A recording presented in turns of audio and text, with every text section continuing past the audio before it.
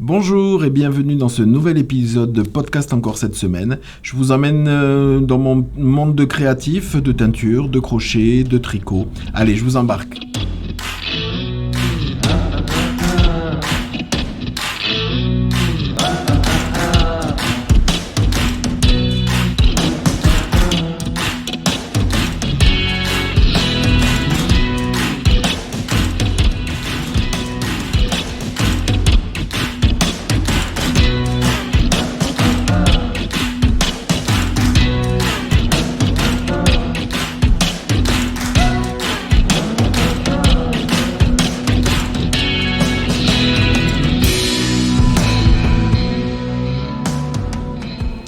Bonjour, donc j'espère que vous allez bien. Voilà, un nouvel épisode qui sera un épisode podcast encore cette semaine. Voilà, nous sommes aujourd'hui vendredi. Donc je vais tourner qu'aujourd'hui et je vous montre tout ça. Voilà, alors tout d'abord... je vais commencer par mes encours. Alors les encours, il n'y a pas eu grande avancée au niveau du tricot. Je n'ai touché que quelques rangs du châle de Stephen West, le Tricking Triangle Shawl. Voilà. Qui est un châle qui se tricote aux aiguilles 3,5 sur 3 écheveaux. Voilà, et que moi j'avais avec le combo que j'ai voulu vraiment très contrastant. Donc voilà où j'en suis.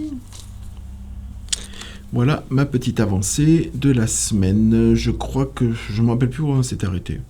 Bon, j'ai pas mis de marqueur, mais bon, on s'en fiche, peu importe. Le voilà. Donc, ouais, comme d'habitude, hein, je le répète pour ça, c'est un châle qui est triangulaire. Il se commence ici, et pour une fois, il se commence pas avec 3 mailles comme d'habitude avec Stephen West ou d'autres. Là, il se commence avec un petit nombre de mailles, voilà, qui fait cette largeur-là. Et ensuite, on va monter avec avec une première partie de section, une section de points ajourés, qui va augmenter petit à petit.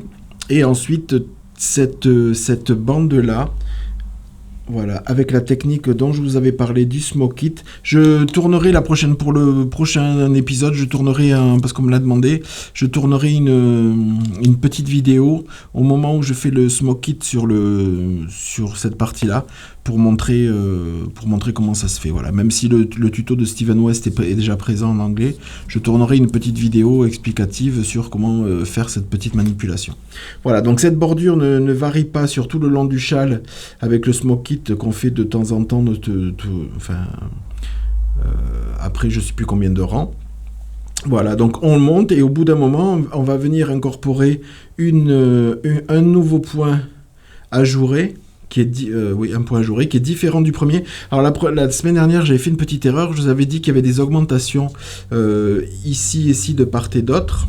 Et en fait, non. En fait, une fois qu'on a commencé le point ajouré, le deuxième point ajouré, en fait, tout ce point ajouré-là de la première colonne reste constant. C'est-à-dire que la bande va monter, le nombre de points reste le même. Et ensuite, la seule partie qui est augmentée, c'est cette partie ici. C'est cette partie ici, voilà. Donc rien de particulier. Ça avance, c'est sympa à faire. C'est un petit peu... on n'a pas trop à compter. Il y a juste ici où forcément avec les augmentations, la cadence des augmentations et des diminutions des jetés et des mailles ensemble change à chaque fois. Pour créer toujours le même... voilà, il y a juste là où il faut faire attention, parce qu'après, ici, la dentelle, le point ajouré se fait sur 4 rangs. Voilà, 4 rangs, ici aussi, mais qui est différent. Et ça ne change jamais, donc voilà, il faut faire simplement attention à ne pas louper le rang où on vient faire ce fameux smoke it, là, pour resserrer toutes ces mailles torse. Voilà, pour faire cette petite bordure... Voilà, il avance doucement. Je vous avais dit, je l'avais commencé pour montrer un petit peu ce que ça donnait au niveau du rendu avec ces coloris-là. Et puis tout compte fait, j'ai continué celui-là parce que voilà, c'est comme je vous avais dit le podcast dernier, je veux reprendre un petit peu du tricot plaisir, donc tricoter l'articachol, ce que j'ai en... Pour l'instant, j'ai pas envie. Donc, je vais pas me forcer pour montrer des avancées sur le podcast. Donc, j'ai envie de me faire plaisir. Donc, je tricote et je vous montre. Voilà.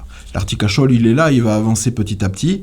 Et là, cette semaine, j'avais décidé d'avancer un tout petit peu celui-là. Voilà ce que j'avais à dire sur mon avancée tricot de la semaine. En fait, je n'ai touché qu'à ça. J'ai pas fait autre chose en tricot que ça. J'ai pas touché à l'articachol et à tous les encours que je vous avais montrés. Pour l'instant, les autres sont en stand-by. Le temps de tricot est quand même en ce moment très très très très très réduit et parfois quand j'aurai le temps de tricoter ou de prendre un petit peu de temps, franchement je suis naze, donc voilà, j'ai pas envie, donc je le fais pas. Voilà. Donc pour le premier encours, c'est tout. L'autre jour, je vous avais déjà parlé que je voulais vider mon stock de laine. Aussi de mon stock que je m'étais réservé de mon stock là. Aussi du stock de teinturier que j'avais acheté avant de l'être moi-même. Mais j'ai surtout un stock assez conséquent de laine de provenance industrielle venant de toutes parts, que j'ai un gros stock. Donc Vincent et moi, on a des petits ouvrages comme ça qu'on a commencé, qu'on vous montre peut-être pas de temps, qu'on vous montre pas, mais voilà, pour éliminer, parce qu'on sait pas si on va les mener à bout. Vincent avait commencé des granits pour faire une couverture, mais on le montrera que quand il y aura une avancée notoire, parce que voilà, c'est parfois on n'a pas envie de prendre des encours du jour. On tombe sur de la laine, on dit tiens, ce soir j'ai pas envie de me prendre la tête, je vais faire un peu de crochet, des granits ou des trucs, on va faire un ou deux carrés, puis après on stoppe. Donc voilà, je vois pas l'intérêt de forcément de le montrer. On le montrera que quand s'il y a une avancée significative pour notre part. Donc ça faisait un moment que j'avais en tête, que j'avais mis dans des cartons, quand j'ai tout réorganisé, j'avais acheté il y a un petit moment du coton de chez DMC. Je me rappelais avoir acheté un paquet de 10 pelotes, du coton DMC Natura Glam. Alors, j'ai un ami qui est commercial chez DMC. J'ai essayé de retrouver sur... donc, cette gamme-là, elle est encore en vente sur certains revendeurs comme les ciseaux magiques, Rascol peut-être, je sais pas, bon. Mais c'est une gamme qui ne font plus. Alors, je suis allé, parce que sur le site DMC, je suis allé voir, parce qu'en fait, en le retrouvant, je dis, tiens, je m'en reprendrai bien. Alors, je veux vider d'un côté, mais bon, bref. Ça me disait bien d'en reprendre d'un autre. Bon, c'est une gamme qui ne se fait plus, mais bon, elle est disponible. Il reste encore des stocks chez les revendeurs qui avaient acheté un stock. Donc, ils l'ont arrêté parce qu'elle ne marchait pas. Donc, en fait, c'est le coton DMC Natura Glam. Donc, c'est ça. Donc, c'est un coton... alors, attendez. C'est 63% coton et 37% de polyester. C'est une pelote de 50 grammes pour à peu près 100 mètres. Il est préconisé aux aiguilles 4, 4,5 et un crochet numéro 4. Voilà. Donc, moi, j'avais acheté ce coloris qui était le coloris, je sais pas, c'est quoi, c'est des numéros chez eux N61. Donc, qui est un parme violet très clair. Et il a la particularité d'avoir des... Alors, c'est pas des paillettes, comment ça s'appelle? C'est des petits disques... Si, c'est des paillettes. Non, je sais pas. Qu'est-ce que c'est? C'est des petits disques réfléchissants, là. Bon, je vous avancerai la pelote. Parce que là, j'ai peur que... Voilà. Hop. Non, c'est bon. Voilà, donc avec plein de petits disques réfléchissants qui donnent le côté... Et c'est un coton qui est mercerisé. En fait, non, je crois qu'il est même pas mercerisé, parce que c'est non, il n'est pas mercerisé. Parce qu'en fait, à le voir comme ça, c'est un fil de coton. Voilà. Donc on a le fil de coton là, et on a le polyester qui est de la même couleur, mais qui est pris, il est torsadé avec. Donc ça, c'est pas du mercerisé, parce que le mercerisé, il est fabriqué en un seul. Donc, et les brins de paillettes sont pris, les disques sont pris dans les brins de quoi? Dans les brins de polyester. Voilà. Donc tout est dans de couleur Donc j'ai enfin retrouvé parce que je me suis dit il faut absolument que je fasse quelque chose avec, j'avais envie. Donc je l'ai enfin retrouvé dans les cartons et je me suis dit quoi faire avec. Donc je suis retourné sur le site YouTube de Lydia Crochet Tricot, qui est pour moi qui est la reine du crochet et du pas à pas sur les ouvrages. Et je suis allé voir un petit peu lequel je pourrais faire avec ce coton, en sachant que je n'avais que 1000 mètres, parce que j'avais 10 pelotes, je n'avais que 1000 mètres de... 1000 mètres et que c'est un ouvrage qu'il fallait faire au crochet 3. Moi, du coup, je suis descendu un tout petit peu. J'ai pris un crochet 3,75 pour le faire. Donc, j'ai trouvé son châle qui s'appelle le châle Pomme d'amour, si mes souvenirs sont bons. Et que j'ai fait, donc que j'ai commencé. Donc là, j'en suis j'ai déjà épuisé 4 pelotes. Je crois que je suis sur la 5e là. Donc voilà à quoi ressemble le châle. Bon, de toute façon, voilà où j'en suis. Voilà à quoi ressemble le châle. Donc au niveau de la technique, il n'y a que des mailles serrées à la base. Donc pour le commencer. Et ensuite, ce ne sont que des brides et des mailles en l'air. Voilà, il n'y a pas d'autre technique. Et voilà où j'en suis. Donc d'aspect comme ça. Avec ces cotons-là, ça fait un aspect quand même assez lourd. Mais bon, déjà, les cotons sont un peu plus lourds que du coton non mercerisé.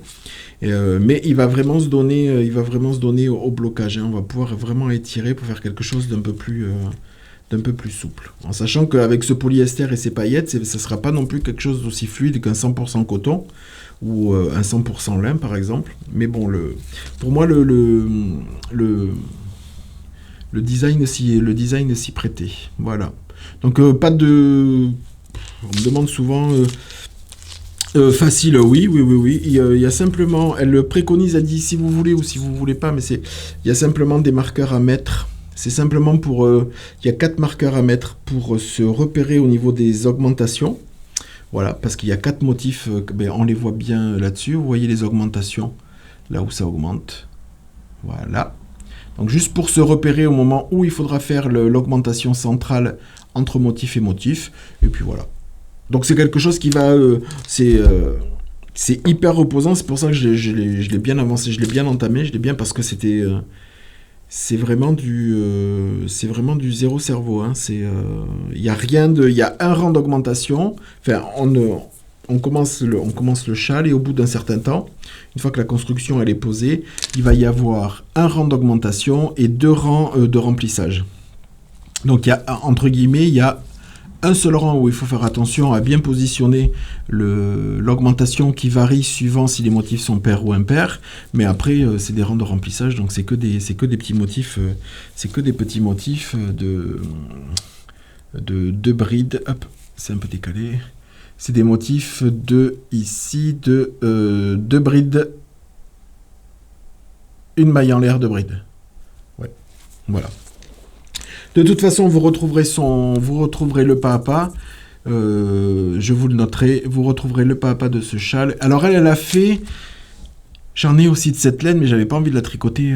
Elle l'a fait avec une laine aussi mercerisée, beaucoup plus épaisse, parce qu'elle le tricote au crochet numéro 5 ou 5,5, je crois.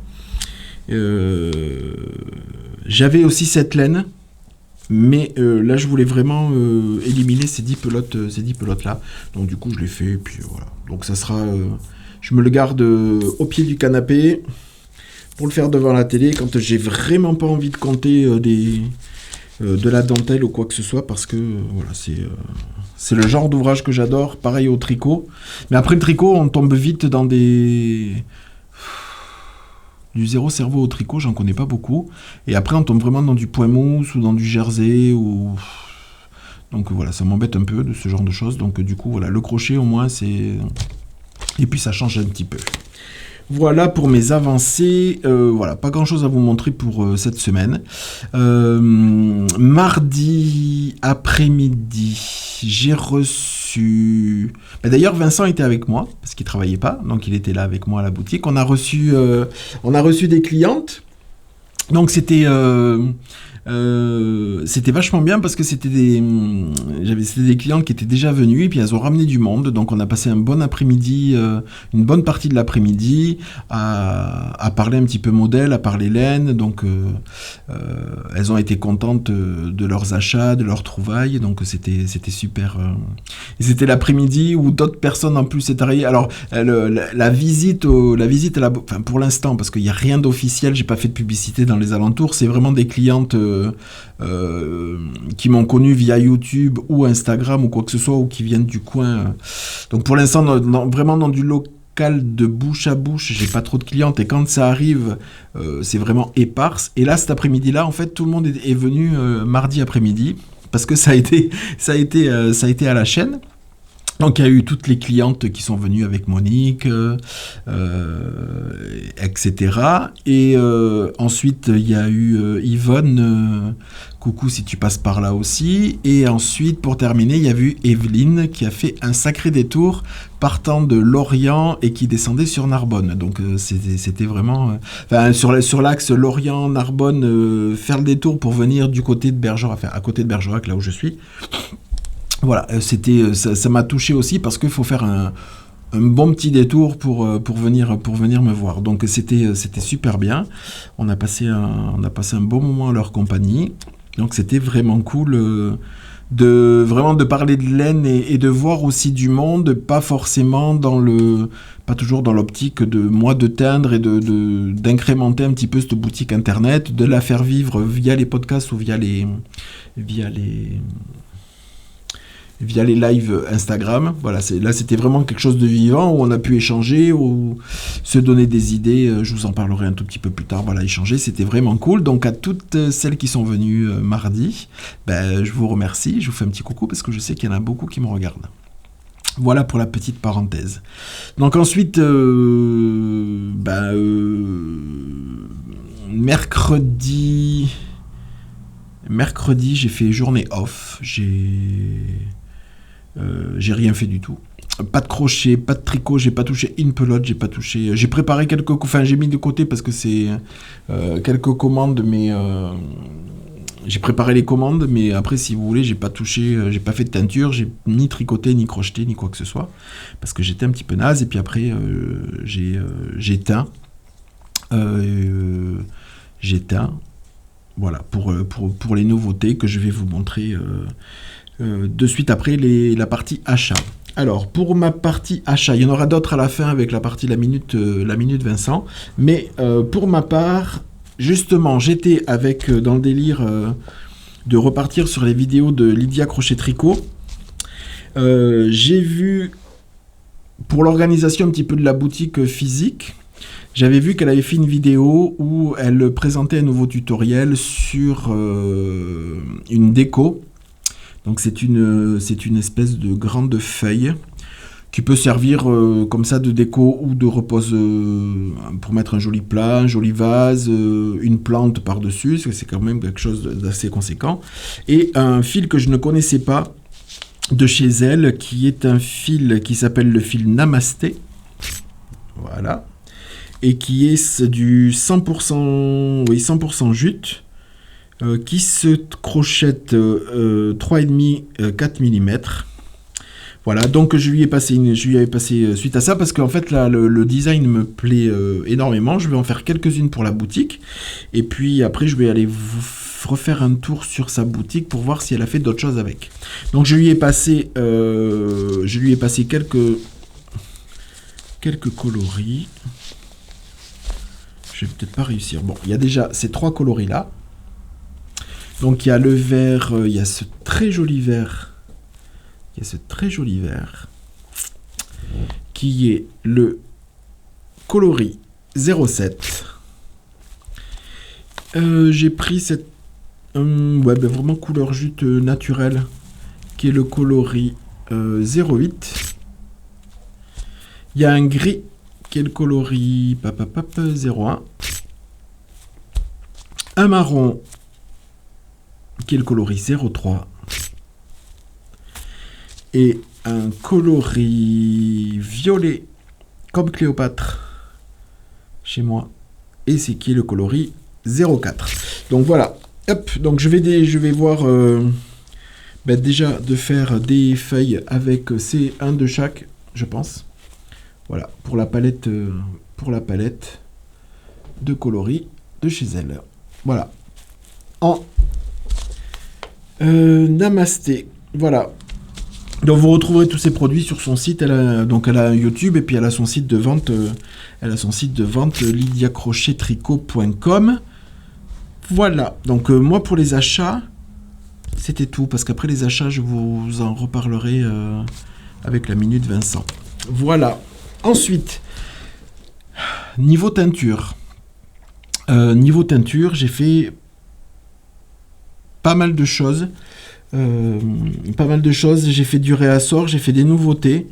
Il y a des teintures dont je reparlerai avec la Minute Vincent aussi, parce qu'il y a des coloris vous verrez ça tout à l'heure.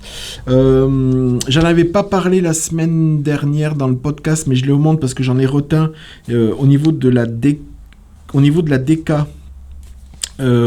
DK sur la base 100% Merino Superwash, j'ai fait non, il y en a 4. Il y a l'un qui s'est cassé au P, ouais. En DK 100% Merino Superwash, 100 grammes pour 400 mètres, 225 mètres, pardon. J'ai fait 2 coloris. Donc ce sont ces 2 coloris-là. Voilà. Donc là, ici, on a le coloris Andromède. Donc je me rappelle plus. Si j'en ai parlé, j'en ai parlé. Si j'en ai pas parlé, de toute façon j'ai fait du réassort. Donc c'est en boutique. Voilà. Donc là c'est le coloris Andromède que j'ai retint. Là c'est le coloris Sphinx. Voilà, avec de jolies variations de vert, de marron, des petits speckles par-ci par-là. Ensuite il y a le coloris Lynx, qui est celui-là avec des ocres qui apparaissent, des petits orangés, des marrons un peu moins soutenus. Voilà. Et là, c'est le coloris Cassiopée, qui est encore un petit peu plus clair. Voilà. Donc là, ça, c'est sur la base... Hop. Ça, c'est sur la base Alexandrie DK 100% Merino Superwash. Voilà. Donc ça, ce sont les 2. Hop. En 100% Merino. Ensuite, sur la base Merino Bambou, 80% Merino, 20% bambou naturel, aussi 100 grammes, 400 mètres. Il y a aussi le coloris Sphinx que je viens de vous montrer et que j'ai teint sur cette base-là. Voilà, qui est un petit peu... Alors, c'est les mêmes coloris qui sont peut-être aussi saturés, mais beaucoup plus brillants. Hein, c'est une base qui est assez brillante, la bambou. Donc, voilà. Il y a des jolis verts, des violets, des marrons qui se... Voilà. Pas de speckle là-dessus. Voilà. Donc ça, c'est ce que j'ai retint. J'ai retint dans la base theb égyptien, 50% baby alpaga, 25% lin, 25% soie, c'est du non-superwash, 100 grammes pour 400 mètres. C'est le coloris que vous montre régulièrement Chantal, Fraîcheur Mentalo. Coucou Chantal si tu passes par là, que j'ai reteint encore et encore et encore et encore, parce que c'est une base qui plaît beaucoup. Le fait que Chantal le montre, le top qu'elle a fait avec, il joue beaucoup, donc je te remercie Chantal, parce que tu montres un petit peu un échantillon sur pièce.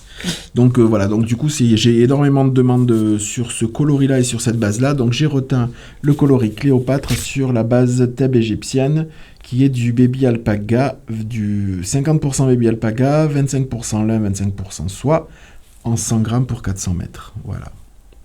Donc ça, je l'ai retint, pour celles qui le connaissent. Il y a aussi d'autres coloris. Ouais, il y a aussi d'autres coloris. Il y a des rouges, il y a des bleus, il y a des gris, qui sont... Hop, on en voit presque ici le début. Voilà. Voilà pour la partie réassort. Ce que j'ai teint... Je vais continuer avec la partie de DK. Comme ça sera fait. Puis après, je vous montre les autres. Une nouvelle... une base que j'avais déjà, mais que je n'avais pas teint encore. Donc, c'est une gamme DK. Et là, ce coup-ci, c'est un 100% Merino. 100 grammes pour 225 mètres. Et c'est de la Merino bouclée. Donc, j'ai teint pour l'instant qu'un seul coloris. Alors, là, tout ce que je vais vous montrer... Vous avez vu, il n'y a pas d'étiquette. C'est juste reskiné, mouliné. C'est tout frais de il y a là. Donc, c'est pas étiqueté, il n'y a pas de nom. Donc, ben, vous irez voir dans les différentes catégories comment ça s'appelle. Parce que là, je peux pas vous dire. Voilà. Donc dans la catégorie DK 100% mérino, c'est de la laine bouclée. Donc, j'ai fait ce même coloris là. Voilà. Qui peut aller... Hop. Et qui match super bien avec de la 100% mérino. Soit de la bambou ici, soit de la 100% mérino. Donc la bouclée, soit... Alors pour celle qui... Alors j'avais déjà de la bouclée. C'était une erreur, enfin une erreur. Je vais la conserver la base, mais au tout début, je voulais de la laine bouclée. Et chez mon fournisseur, j'avais mal cherché, entre guillemets. J'étais tombé sur la bouclée en mérino soie. 50%, non, même plus, c'est un 90% mérino. Je vous remarquerai. Mais c'était une fingering, donc c'est-à-dire que comment dire, c'est une fingering, donc la finesse fait que c'était pas du tout ce que je voulais. Donc c'est une gamme qui marche bien, mais je voulais vraiment de la DK. Donc c'est pour faire des intérieurs. Alors soit vous pouvez la tricoter toute seule, parce que du coup elle va se tricoter aux aiguilles 4 à partir de 4, 3,5. Si vous voulez quelque chose de vraiment très serré, et puis après 4, 4,5, 5. Si vous voulez quelque chose de très aéré, on peut passer même sur du 5,5, 6. Parce que la laine bouclée avec les petites boucles, ben ça prend ça prend un peu plus d'ampleur. Donc soit c'est pour faire des intérieurs de col, c'est pour faire des intérieurs de... Soit mélanger sur une écharpe à faire... si c'est des trucs des designs à rayures, on peut faire ça. On peut faire ces mélanges-là aussi. On peut faire du ton sur ton, par exemple, en mélangeant des choses comme ça. Où il y a des cols, j'avais testé, ça je vous en avais déjà parlé quand je vous avais présenté d'ailleurs la fingering en bouclé. J'avais testé c'était le Gaga Col de Jean-Philippe Clich.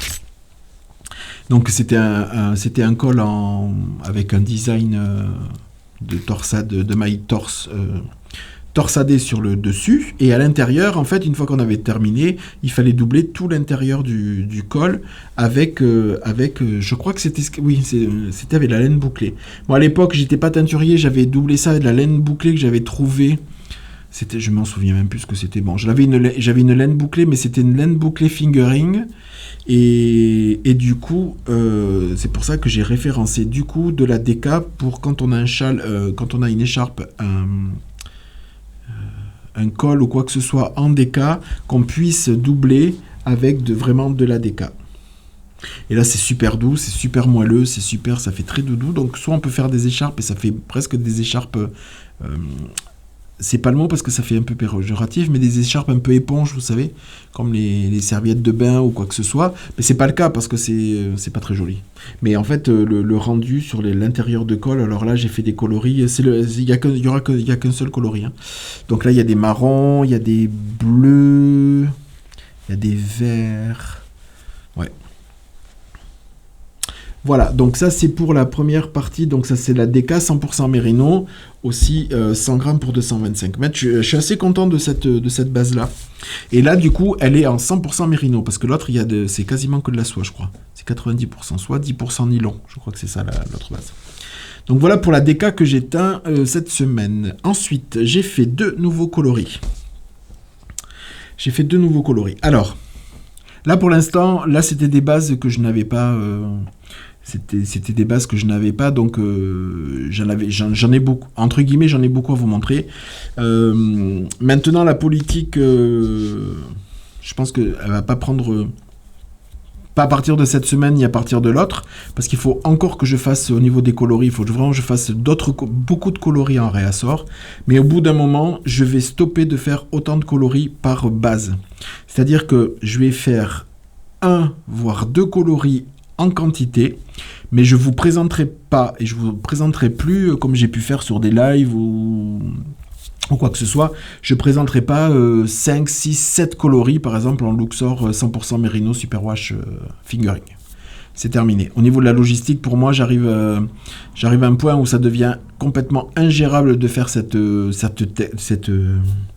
cette façon de travailler là, parce que c'est pas le tout de l'atteindre, mais c'est au niveau de la logistique. Sur le site, ça devient très compliqué d'incrémenter énormément de variations.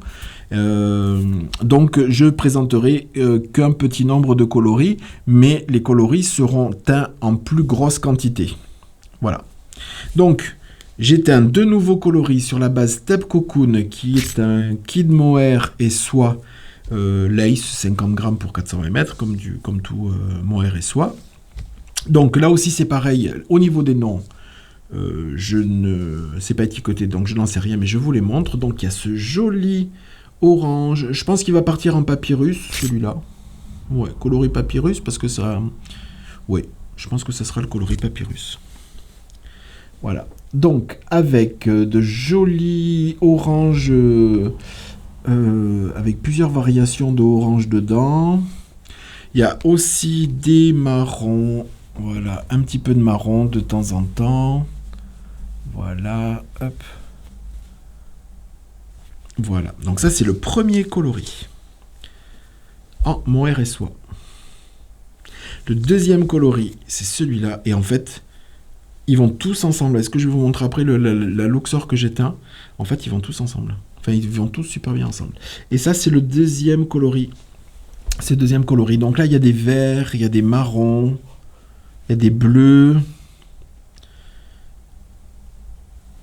Ouais. Voilà. Donc il match super bien avec celui-là. Donc c'est pas des coloris, je le comprends. Hein. C'est pas des coloris. Enfin, c'est pas les coloris du moment. Hein. C'est pas des coloris de printemps, mais en même temps, je ne sais pas qui tricote du mohair et soie associé pour se faire un truc pour l'été. Donc voilà. Bon. Donc voilà les deux nouveaux coloris sur base Teb Cocoon qui est le mohair et soie. Ouais, les deux sont canons quoi. Enfin, ça va, les deux matchent super bien ensemble. Ouais. Donc ça c'est la nouveauté le nouveau coloris sur mohair et soie. Un seul coloris du coup sur Luxor 100% Merino Superwash 100 grammes pour 400 mètres. Donc là aussi, il n'y a pas de nom. Voilà. Donc c'est ce coloris-là. Donc qui là non plus n'est pas un coloris printanier ni quoi que ce soit, mais ce coloris rentre dans la boutique. Je vais y arriver. Je vais essayer de vous les montrer comme ça. Voilà. Voilà. Donc là c'est sur une base de vert, marron. Il y a de jolis oranges. Voilà.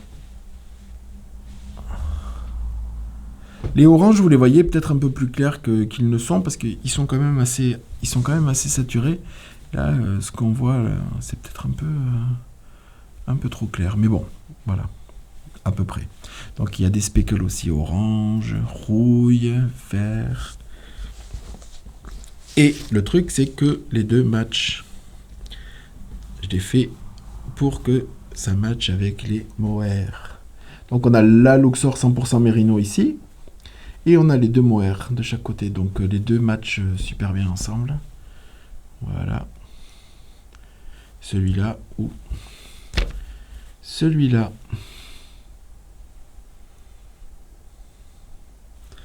Ou les trois associés aussi. Voilà. Donc ça c'était pour le coloris en 100% Merino. Et le dernier coloris, c'est un kit sur base BFL Sock, donc BFL et BFL Nylon. C'est un kit de 2 écheveaux. C'est un kit de 2 écheveaux, donc avec, voilà, ben voilà. Hop. Donc qui rejoint tous les kits 2 écheveaux qu'il y a pour l'instant en stock. Voilà, donc là j'ai vraiment fait la séparation sur le site, je ne sais pas si vous êtes allé voir ou si ça vous intéresse. Au niveau de la teinture sur la main et dans le kit, j'ai vraiment fait kit 2 écheveaux, 3 écheveaux, 4 écheveaux, 5 écheveaux. Et à l'intérieur, vous allez retrouver par exemple dans les kits 2 écheveaux, par exemple, il y a dans les kits 2, 3, 4, voire 5, ben, je crois qu'il y a les Il y a les 4K cette semaine. J'ai fait de la promo j'ai fait des kits en mérino soie. 50% mérino, 50% soie.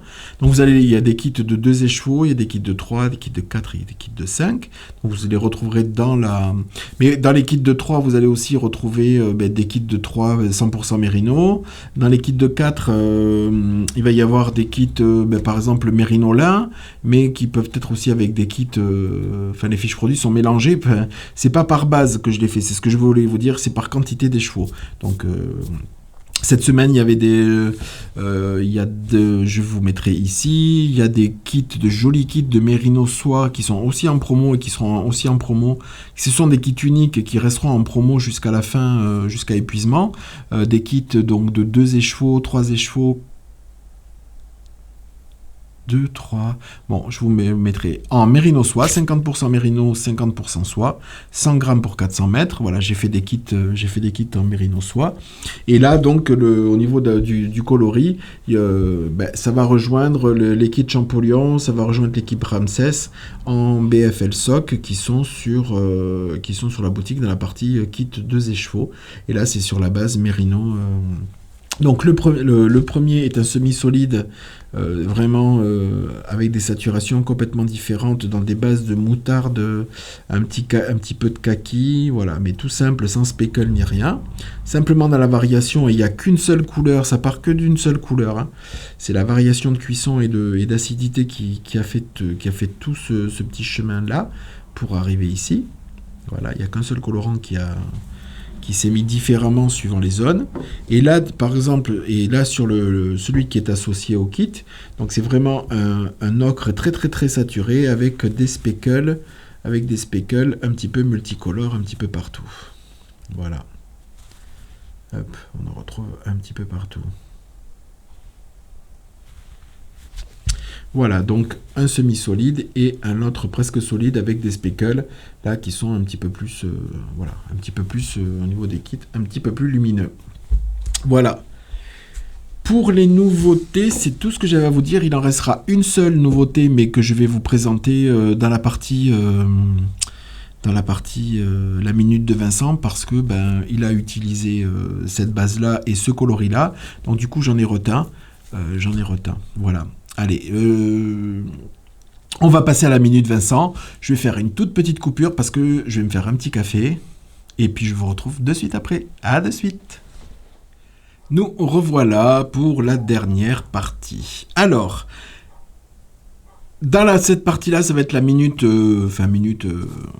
plus grande qu'une minute, mais la minute Vincent. Dans un premier temps, on va montrer les achats qu'il a effectués. Alors... c'est les achats. Oui, c'est les achats. C'est les achats de Vincent. Et là, c'est mon cadeau d'anniversaire. Alors, c'est pas le châle, parce que je vais vous le montrer après. Mais il m'a acheté, donc, de chez Holycraft. Holycraft.com. Il m'a acheté un joli bloqueur de granit. Alors, comme je vous avais dit tout à l'heure, on est en train de... Quand l'envie nous prend, on est en train de faire des granits et je lui ai dit qu'on pouvait les bloquer sur... moi avant je les bloquais, le peu que j'en ai fait, je l'ai bloqué sur les tapis de blocage. Et là maintenant il existe donc les bloqueurs. Donc il m'a offert, donc c'est ce bloqueur là, donc avec un joli tapis en velours derrière pour le côté un petit peu sympa. Donc, plein de trous, suivant la grandeur du granit qu'on a. Il y a aussi un socle avec une rainure. Parce que quand on veut faire sécher le granit, c'est mieux de le faire sécher, c'est mieux ou pas, on n'en sait rien, mais enfin bon. Ils peuvent sécher pas à plat, donc ils peuvent sécher comme ça quand c'est posé là-dessus. Et c'est fourni avec plein de pics. Alors, plein de pics. Voilà, que l'on vient, on va en prendre 4. Et que l'on vient mettre suivant la taille du granit. Donc, on va faire 3, 4, 5. Voilà. 1, 2, 3, 4, 5. Hop. Et 1, 2, 3, 4, 5. Voilà. Donc on vient mettre les pics comme ça et on vient mettre les angles, enfin le granit dessus. On pique dans les angles, on fait passer les angles dedans. Après l'avoir humidifié, enfin lavé, essoré, on vient le positionner dessus et le granit sèche. Voilà, donc c'est vachement bien parce que suivant la taille, on peut en faire de beaucoup plus grands. Et puis on peut en mettre quelques-uns quand même, on peut les superposer. Quand on fait ça complètement à la fin, en suivant la taille, on peut en faire plein en même temps parce qu'on peut les superposer en laissant une petite distance entre les granits pour que ça sèche bien. Voilà, donc ça c'était le premier. C'était mon premier cadeau d'anniversaire que Vincent a offert. Donc c'était le bloqueur de chez... le bloqueur, non. Je sais pas, c'est un tapis... c'est un pavé bloqueur de... pour granit. Voilà. C'est le Deluxe. Si ça intéresse, je marquerai les références. C'est le nouveau Deluxe. Voilà. Donc ça, c'était la première... pour les premiers achats de Vincent. Ensuite, Vincent m'a fait une infidélité tricotesque. Il a voulu s'acheter des écheveaux de la teinturière Essence of Autumn. C'est une teinturière américaine, donc qui fait de sublimes teintures. Je vous encourage à aller voir son travail sur son site qui est essenceofautumns.yarn.com. Elle fait aussi de superbes designs de châles. De châles. J'en ai un dans ma bibliothèque qui est un immense châle à rayures avec des petits volants sur le côté. Il passera très certainement aussi dans les patrons à faire pour déstocker les laines. Voilà.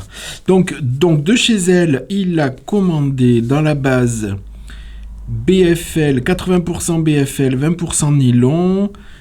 C'est un 115 grammes. 372 mètres, construction 3 ply. Donc c'est le coloris Pasture Socks. Voilà. Donc je vous montre son petit logo. Voilà. Et les deux coloris qu'il a commandé. Enfin le coloris qu'il a commandé, qui est le même. Voilà. Avec un superbe travail de speckle. Superbe travail, les écheveaux. Alors, j'ai essayé de voir parce que parce que moi, ma base de BFL Socks, c'est du 75-25. Et elle, c'est du 80-20. Et je vais essayer de... Alors, chez mon fournisseur, il n'en fait pas. Je vais essayer de voir chez mes deux autres fournisseurs sur lesquels je commande d'autres choses. Voir s'ils en ont, parce qu'en fait c'est une laine, c'est super doux. Alors, la BFL, je sais pas si vous allez le voir, je rapproche un peu, vous voyez, c'est assez duveteux. Mais pour la BFL, le fait que ça soit 80-20, je sais pas si ça vient de là, c'est la Superwash. Elle fait moins sèche elle fait moins sèche, alors pourtant il y a beaucoup plus de BFL que dans la mienne, mais elle fait beaucoup plus douce. La mienne, elle est douce, hein, mais parce qu'elle est là. Mais vous voyez déjà entre les... Ouais, ça fait un petit peu moins poilu que là. Parce qu'il y en a un petit peu moins. 10%, je sais pas. 5%, je sais pas si c'est vraiment notable dans le... Bon, enfin bon. Mais là, un superbe travail de speckle. Voilà. Donc voilà, donc c'est dans son... C'était dans son coloris Pasture Socks. Voilà, très joli, très joli. Donc voilà pour les achats de Vincent. Je ne sais pas ce qu'il a prévu de faire avec. Je ne sais pas s'il a envisagé quoi que ce soit pour l'instant. Mais enfin bon, c'était le coloris qu'il a acheté. Voilà.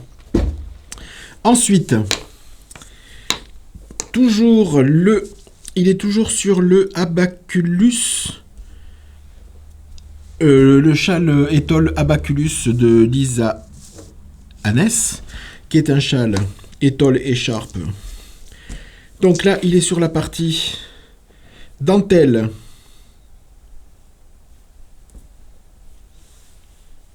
Non, c'est bon, il a mis des bloqueurs. Ouf. Il est sur la partie dentelle. Donc, il avait commencé la dentelle, je pense, la dernière fois.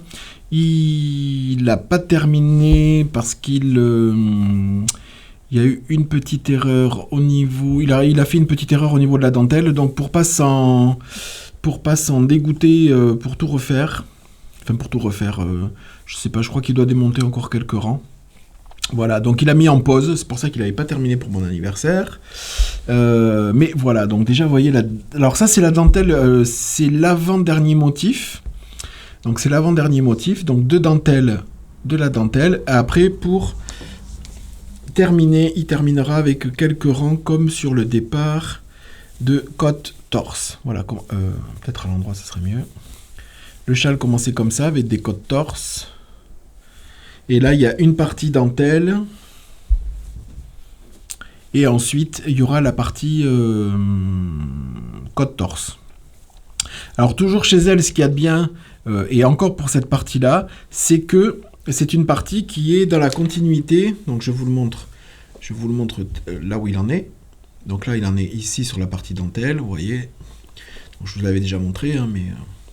ça prend encore plus d'ampleur avec cette partie dentelle qui casse un petit peu, et c'est très bien, qui casse un petit peu ce châle en mosaïque point mousse, donc voilà, pour bien finir l'écharpe. Voilà, donc je le remontre avec le superbe coloris qu'il avait choisi. Voilà. Donc, je disais que c'est une dentelle, il y a un certain nombre de motifs à répétition. Mais si jamais vous voulez faire cette partie dentelle beaucoup plus grande, vous pouvez, parce que avant d'entamer la partie côte-torse, il y a une toute petite partie de dentelle qui est à part dans le motif. Elle a prévu, entre le motif de dentelle et la bordure, elle a prévu quelques rangs de dentelle aussi, mais avec des diminutions pour pouvoir accéder au nombre, pour terminer cette partie, pour tomber sur le nombre de mailles, pour faire la dentelle qui est beaucoup plus en pointe.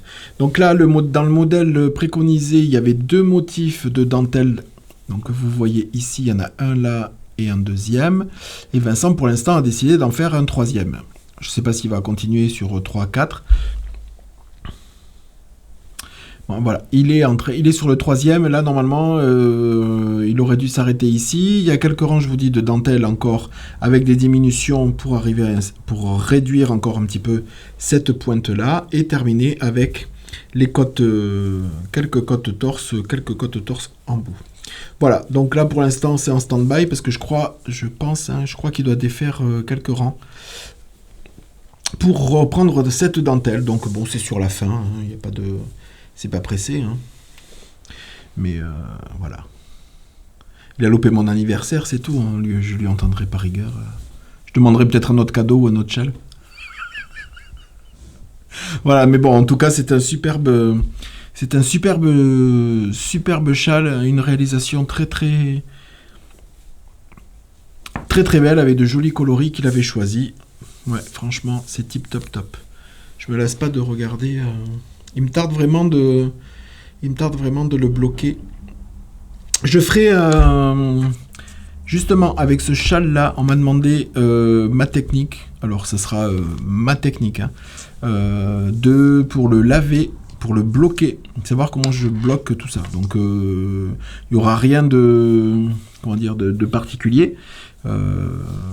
C'est savoir comment je fais, tout simplement. Donc je n'ai rien inventé, c'est pas un tuto, dire il faut faire comme ça, comme ça, comme ça. C'est moi ma façon de bloquer ce genre de châle là. Donc je ferai, je pense que quand ça sera fini, je ferai une petite vidéo, alors pas à part, mais que j'inclurai dedans, mais sur la façon de bloquer, sur ma façon de bloquer, qui est ma technique propre. Après à voir. Je ne dis pas que ma technique est universelle, loin de là, pour pas avoir de commentaires, dire c'est pas comme ça, ou c'est comme ça. Voilà. Donc pour l'avancée, la première avancée de Vincent sur cette semaine, donc il avait avancé sur cette dentelle-là, donc il lui restera à terminer. Voilà. Pour continuer, faire une petite aparté sur les tricots mosaïques, parce que comme vous avez vu, c'est une alternance donc de point mousse et de mosaïque. Quand Evelyne est passée mardi, elle nous a, voilà, tout en discutant, on a parlé de châle mosaïque, je crois. Et elle nous a dit, ah oui, moi je suis en train d'en faire un, et j'ai un super bouquin sur lequel j'ai pris, donc en voyant le châle, j'ai adoré le début du châle, oui, elle avait déjà bien avancé. Elle m'a dit, ben moi je me sers de ce châle-là, de ce bouquin-là, pardon. Et du coup, j'ai pris une photo de sa couverture de bouquin et je l'ai commandé parce que avec Vincent, en feuilletant rapidement le bouquin avec Evelyne, on a vu plein de modèles, donc tous les deux on s'est regardé avec les petits yeux qui pétillaient. C'était pas de l'amour, hein, c'était uniquement de l'amour de la mosaïque. Donc on était charmés tous les deux de tous les modèles qu'il y avait dessus, donc c'est ce livre-là. Donc Tricot Mosaïque, qui est aux éditions Un dimanche après-midi. C'est un livre de Sylvie, avec des modèles de Sylvie Rache. Donc il y a des modèles de châle et étole. Donc il y a des explications. C'est un livre en français. Hop là, je vais baisser là pour le. C'est un livre qui est en français. Donc avec de très jolis modèles de châle ou vous voyez déjà sur la couverture, il n'y a pas tout, mais ou d'étole. Donc les explications sont en français. Il y a aussi des grilles. Voilà. Donc il y a de très beaux châles. Voilà. Pour des initiations, pour des initiations ou pas, mais pour faire de la belle mosaïque. Voilà. Donc il y a déjà celui, alors je me rappelle plus le nom, je vous dirai pas, mais je crois que c'est celui-là qu'elle est en train de faire. Je crois que c'est Moment Glamour. Tu me diras, Evelyne, si c'est celui-là. Je pense que c'est celui-là que tu es en train de faire. Voilà. Donc que je compte aussi faire parce que la construction, je vous en parlerai. Je sais pas si c'est Vincent ou moi qui le font, ou peut-être les deux. Faudrait peut-être qu'on fasse un truc. Faut que je lui propose de faire un châle en duo. Ou d'inclure, de demander avec Paul et Olivier s'ils veulent faire un quatuor mosaïque, voilà, sur un des modèles. Voilà, bon, en parlant de mosaïque, donc c'était pour le dernier achat, pour parler de tricot mosaïque. Voilà, je l'ai feuilleté, ce qu'il est arrivé aussi, là, il est arrivé là, juste à midi. Donc, au niveau des explications, ça m'a l'air très simple et très simple. Voilà, c'est juste ce qu'il faut. Voilà, donc pour le bouquin sur les mosaïques. Donc, du coup, comme Vincent s'était un petit peu agacé sur la dentelle avec l'erreur, et il voulait pas s'en dégoûter, parce que je crois qu'il a défait, refait. Il y avait encore une erreur, redéfait. Donc il n'a pas voulu s'en dégoûter, donc il a mis en stand-by, il a posé. Et du coup, il est allé... il a voulu faire un autre ouvrage. Et cet ouvrage, quand mardi, les filles sont venues, il a discuté, et il avait oublié, ou je lui avais pas dit que j'avais le bouquin des 52 semaines... du châle là. Voilà, où il y avait plein de châles. Bon, il y a la version chaussette, mais il y a aussi la version châle. Voilà, hop là. Donc il a trouvé un châle sur ce bouquin là. Il a trouvé le châle, aucune prise de tête, parce qu'il se prenait déjà la tête sur le truc, donc il m'a dit, tiens, regarde, il n'y a qu'une page de... Il n'y a qu'une page de... Il n'y a qu'une page d'écrit, il n'y a qu'une page de patron, donc c'est impeccable pour ce que je veux faire. Il a regardé vite fait, ça avait pas compliqué, donc il a dit je vais commencer ça, je vais l'avancer et je vais et je reprendrai l'abaculus un tout petit peu plus tard pour terminer cette dentelle et terminer le châle. Quand il a choisi, je vais vous parler du patron après, mais quand il a choisi, je lui dis, maintenant, reste à décider quelle base tu veux et quelle couleur. Donc bon, il s'est mis devant le mur et il a décidé de changer un petit peu de gamme et de prendre la gamme Gizeh Yak Sox. Voilà, dans le coloris rose sacré. Donc le voilà. Voilà, donc il a décidé de faire le châle dont je vais vous parler maintenant. Dans cette base-là, je tenais à dire, j'inclurai, il y a Christelle de Démaillé Moi avait tourné un épisode spécial sur le yak, sur la laine de yak. Donc je vous encourage à aller voir ce petit épisode qui est très très très instructif sur cette laine-là. D'où ça vient, les qualités, elle fait ça très très bien. Donc, je suis retombé sur l'épisode là. Donc merci Christelle. Et donc du coup il a décidé de faire ce châle sur cette laine là. Donc la Gizeh Yak Sock, donc c'est 70% Merino Superwash, 20% yak et 10% nylon, 100 grammes pour 420 mètres. Donc quand je vous disais tout à l'heure qu'il y avait une dernière mise à jour de la boutique, c'est surtout sur ce coloris-là, mais je l'ai fait à une saturation un tout petit peu plus rose. Donc dans la gamme Gizeh Yak Sock, hop là, je vais le mettre peut-être là, le rose sacré devient maintenant ce coloris-là, qui est un tout petit peu plus saturé que le coloris rose sacré avec lequel Vincent a fait mais à quelque chose près, dans la masse, ça change pas grand-chose. Voilà, pour dire qu'il y avait aussi ce réassort-là. Il y en a en grosse quantité pour faire, parce que le châle préconise 2 écheveaux. Donc maintenant, pour parler du châle proprement dit, donc il est aussi disponible sur Ravelry à l'unité. C'est un châle c'est le châle Seedling de Paolina Kunsola. Elle est connue sur les réseaux sociaux, elle a même une chaîne YouTube qui s'appelle Lina Knits. C'est un châle qui se tricote aux aiguilles 3,5. Alors Vincent l'a tricoté aux aiguilles 3,75 parce qu'elle préconise avec les mailles qu'il y a, enfin le patron qui fait le choix des mailles qu'il y a, elle dit attention, il faut bien que le point soit, alors c'est pas élastique, mais un peu fluide. Faut pas trop tirer. Bon, c'est des mailles, il y a des mailles glissées, tout ça.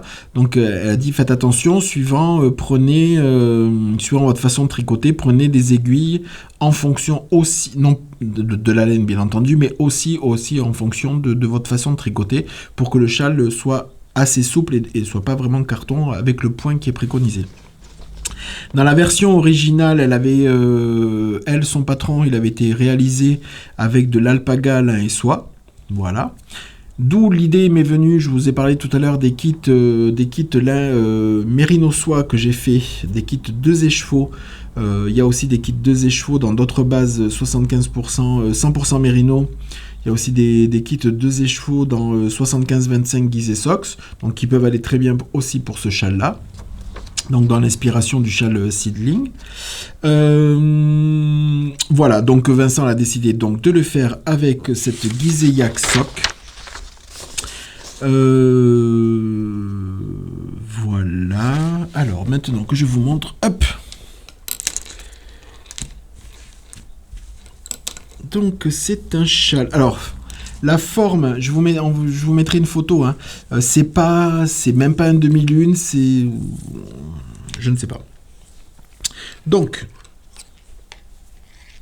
c'est un châle qui se commence. Donc voilà où il en est. Hop. Donc ça roulotte parce que le câble est grand et que ça fait partie de ces châles qui deviennent très longs rapidement. Je ne pourrais même pas pouvoir vous le tenir ouvert. Donc c'est un châle qui se commence, hop là, Voilà. C'est un châle qui se commence ici et qui va... Oui, il va y avoir des augmentations sur chaque rang drastique. C'est-à-dire qu'il y a énormément d'augmentations en début et en fin de rang. Donc ce qui va lui donner sa forme... ce qui va lui donner rapidement sa forme comme ça, très allongée. Voilà. Donc c'est une succession, le châle, c'est une succession de répétitions de ce motif-là pour arriver à un certain nombre de mailles. Et grosso modo, le châle aura ce châle étole un petit peu. Il aura cette forme que je vous montre, que j'ai un peu de mal à vous montrer. Mais enfin bon, il aura cette forme-là beaucoup plus grand. Et quand vous avez atteint le nombre de mailles préconisées, il y aura une bordure en dentelle, enfin en point, c'est pas dentelle, c'est plutôt un point ajouré qui fera tout le long. Donc c'est un châle très en longueur et très peu profond. Voilà, avec ce joli point, hop là, avec ce joli point. Voilà. Donc qui se fait sur... c'est un point qui se fait sur 4 rangs. 2. 4 ou 2 2.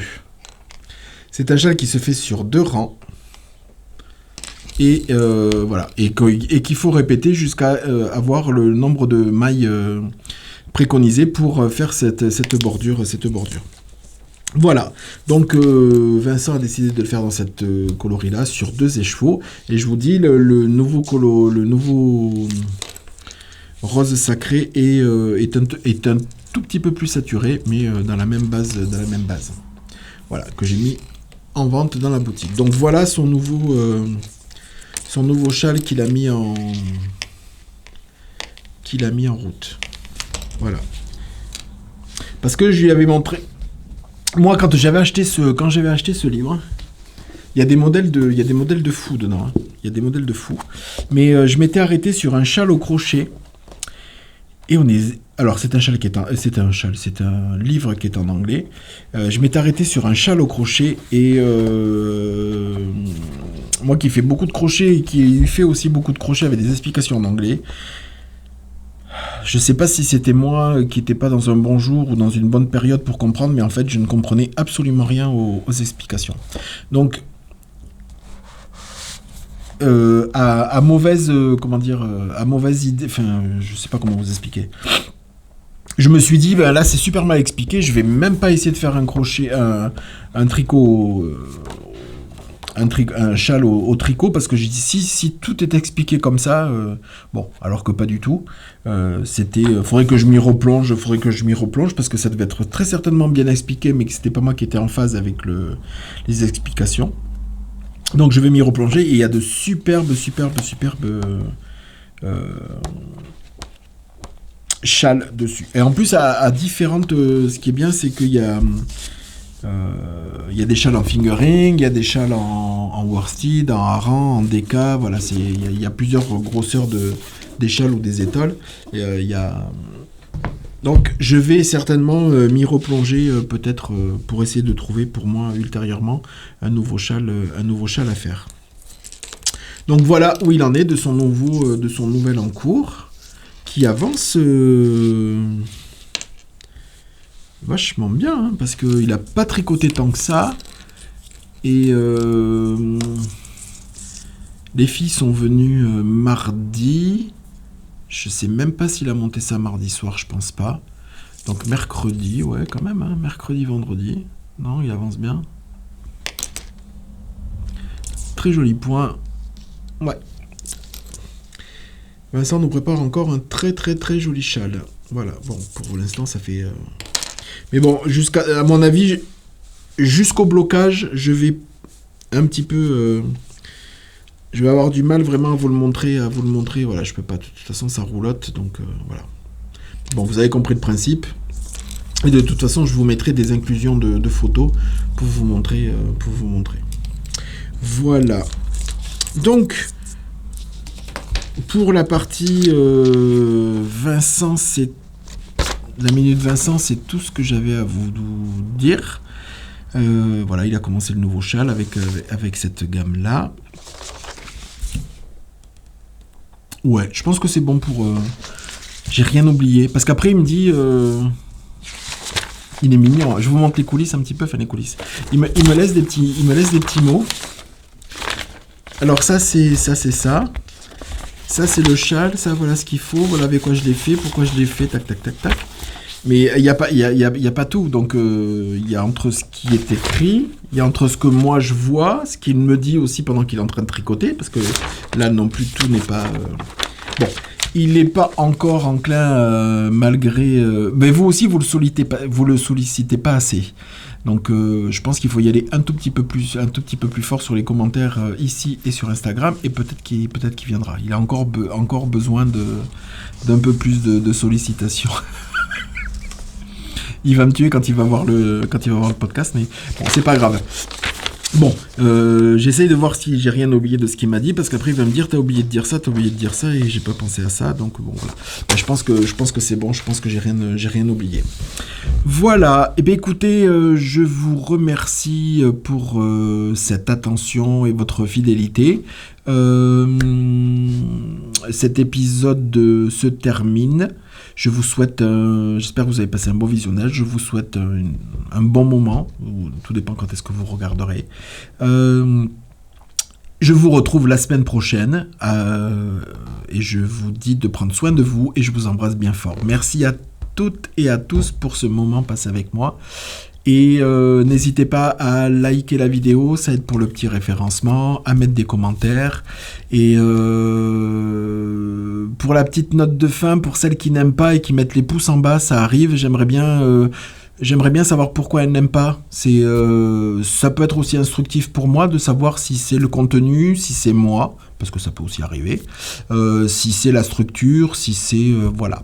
C'est aussi intéressant d'avoir des super commentaires tels que j'ai à 99,9%. C'est aussi intéressant d'avoir ce genre de commentaires-là, et je vous en remercie beaucoup. Mais c'est aussi intéressant de savoir pourquoi j'ai des pouces en bas. Qu'est-ce que vous n'avez pas aimé dans l'épisode, ou voilà, si c'est vraiment pour mettre un pouce en bas parce que vous êtes comme ça. Voilà, j'aimerais bien le savoir. Ayez au moins un petit peu le courage de me marquer ça en commentaire si vous n'avez pas aimé, et surtout si vous n'avez pas aimé, pourquoi. Ça peut être, je vous entendais pas rigueur, mais ça peut faire évoluer le podcast et un petit peu la chaîne aussi. Voilà, allez, je vous souhaite un bon moment et je vous dis à la semaine prochaine. Bisous, bisous.